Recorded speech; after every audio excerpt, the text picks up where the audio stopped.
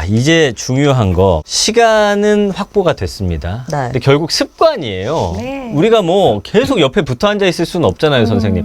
저는 제일 어려운 게 아이의 그 작은 습관 하나하나 만들어주는 게 너무 어려워서 이 순공의 그 습관을 어떻게 만들어줘야 될지 너무 막막하거든요. 그럼 지금 궁금한 건 네. 이건희는 어떤 식으로 그 1시간의 심화 문제를 풀고 있나요? 아, 저랑 이제 앉아가지고 네. 혼자 풀라고 냅두면은 이게 본인이 혼자 풀 수 있는 거는 잘 푸는데 이제 어려운 문제가 나오거나 자기가 모르는 문제가 나오면 이제 조금씩 몸이 베베 꼬이면서 짜증이 나면서 연필을 떨어뜨리면서 막 그러고 있더라고요. 물을 갑자기 찾지 않나요? 네, 맞아요. 물 마시러 많이 가요. 네, 막 애들 사막에서 공부하는 것 같아요. 맞아요. 근데 이게 제가 컨디션이 좋거나 제가 조금 여유가 있을 때는 아 그래 잘 앉아봐 하면서 이게 같이 옆에서 문제를 봐주면서 혹은 저도 같이 풀면서 야 누가 우리 맞출 수 있나 문제를 한번 좀 해볼까 하면서 이렇게 풀기도 하는데 제가 컨디션이 안 좋거나 피곤하거나 이제 시간이 부족할 때는 왜 이거 몰라 기억 못해? 앞에 장 넘겨봐봐 막 이제 이러면서 싸움이 시작되는 거죠. 맞아요. 우리 엄마표, 부모표 공부의 가장 큰 어려움이 바로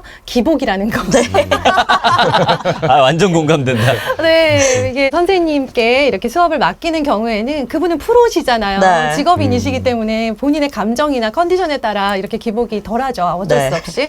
자, 그런데 이렇게 같이 하시기로 마음을 먹으셨고 하시려면 나와 상관없는, 나의 상태와 상관없는 시스템 안에 아이를 넣어주셔야 돼요. 오. 우리 집에 시스템이 있다. 어떤 시스템이 세팅을 하는 과정이라고 생각하시고 이번 학기의 목표는 시스템을 한번 적용해보고 도입해보고 이대로 해가면서 성공 횟수를 늘려가자. 아. 거의 실패하실 거예요.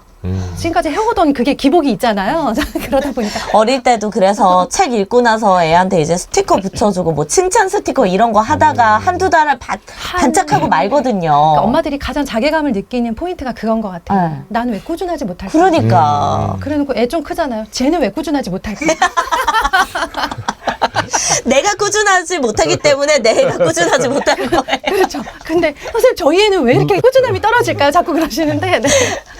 우리가 꾸준했으면 모두 다 다이어트에 성공했겠죠. 그쵸. 애들도 똑같고 애들은 그 과정을 배워가는 중이잖아요. 네. 그러니까 성공하는 날도 있다. 실패하는 날도 많지만 성공했어. 그리고 지난주에는 딱 하루 성공했는데 이번 주에는 이틀이나 성공했어.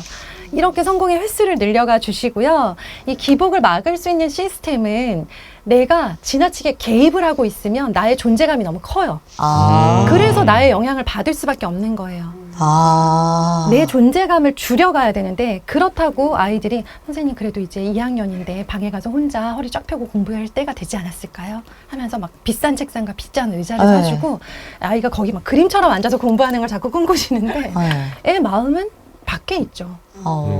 아직 너무 사랑하잖아요, 엄마 아빠를. 그쵸. 네, 밖에서 뭐 하는지 너무 궁금하고 놀고 같이 있고 싶고. 싶고. 네.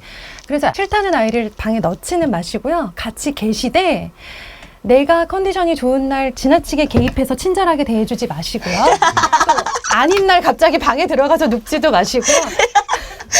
우리 집에 뭐 CCTV 달아놨어요? 왜 이렇게 잘 알아? 항상 같은 거리에 계시면서 아. 엄마는 항상 엄마 걸 하세요. 아, 아이 꼴 같이 하는 게 아니고? 얘가 혼자 풀 수 있는 문제가 절반이 넘잖아요. 네. 그렇죠. 하루에 6문제를 푼다면 적어도 네. 3문제 정도는 본인이 해결을 할 거예요. 오. 그럼 시작할 때 먼저 혼자 풀 수 있는 문제 다 풀고 엄마한테 얘기해줘. 네. 그러면 이제 엄마는 우아하게 책을 보는 척을 하는 거죠. 네. 그러면 아이가 3개를 풀기도 하고 4개를 풀기도 하고 어떤 날은 2개밖에 못 풀기도 네. 하죠. 그리고 나서 그때부터 이제 시작이 되는 거라서 엄마는 상대적으로 에너지를 좀 아꼈죠. 그렇네. 그래서 문제 풀 동안 조금 어느 정도는 쉬었죠. 오. 쉰 상태에서 아이가 어려운 문제가 있다라고 할 때 이제 문제를 보면서 모르는 모든 문제를 내가 대단한 기술로 다 알려주려고 하지 마세요. 네.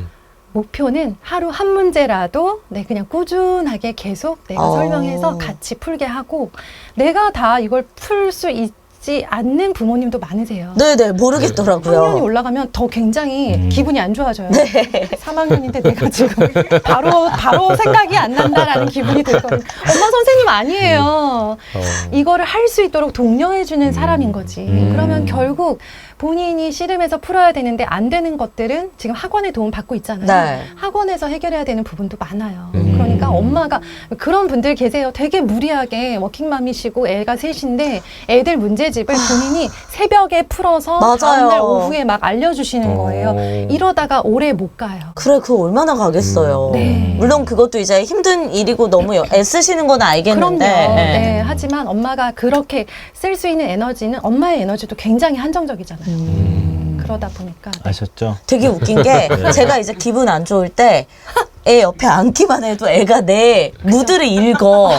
내 코에서 약간 이 분노 게이지가 이렇게 나오는 걸 애가 읽더라고요. 숨의 온도가 다르잖아요. 그거 당연히 있죠.